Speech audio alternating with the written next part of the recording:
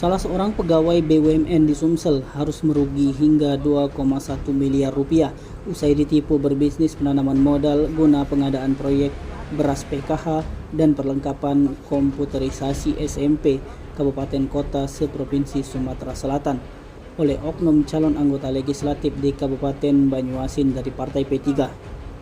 Yang menjadi korban adalah Renfilius, 51 tahun, warga Jalan Lubuk Kawah, Sukarame, Palembang, dan telah melaporkan peristiwa itu awal September 2023 silam yang ditangani oleh Subdit 1 Keamanan Negara Kamnat Ditreskrimum Polda Sumsel.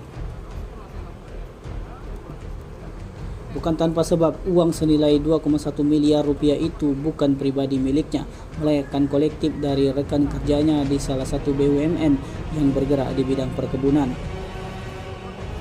Peristiwa itu bermula saat Renfilius bertemu dengan terlapor berinisial DM yang mengantar anaknya, yakni terlapor HN, istri dari terlapor HA, mengajaknya kerjasama dengan pengadaan beras PKH di sejumlah kabupaten kota di Sumsel. Yang kemudian permodalan itu juga menjalar ke proyek pengadaan peralatan komputerisasi di tingkat SMP se-Kabupaten Kota se-Sumsel. Dengan bujuk rayu dengan kata-kata manis, HN menjanjikan bakal memberikan keuntungan di setiap bulan. Singkat kata, pelapor tertarik dan memberikan uang senilai 2,1 miliar rupiah, baik untuk pengadaan beras PKH maupun untuk pengadaan TIK yang ditawarkan oleh terlapor HA. Upaya konfirmasi terhadap terlapor juga sudah dilakukan, baik terhadap HA, oknum bacalek, untuk DPRD Kabupaten Banyuasin melalui chatting WhatsApp, namun tidak juga merespon. Sementara itu, DM, orang tua terlapor HA, yang dikonfirmasi hanya berkomentar singkat.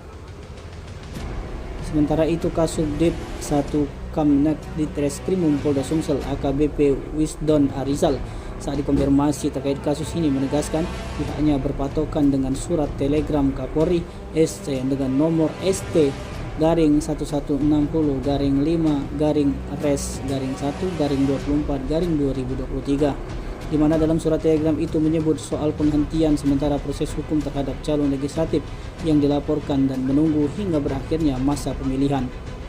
Khusus untuk caleg yang bersangkutan ikut dengan ST Kapolri tersebut, tidak hanya untuk kasus ini melainkan kasus yang memainkan caleg-caleg lainnya.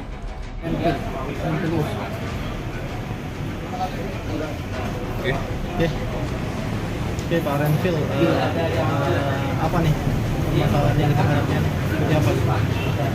Masalahannya saya ini ada dari pertama masalah bisnis beras PKH dengan Ibu Anissa, itu istri dari Ahari Apriansa. Caleg ya?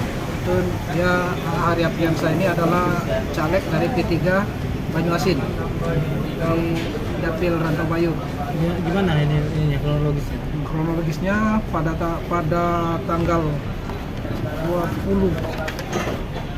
22 Oktober 2021 datanglah ke rumah saya Bapak Haji Demiati membawa seorang perempuan bernama Hanisa, yang dalam hal itu dia bilang anak adalah menantunya, ada istri dari Ahari Apriansa.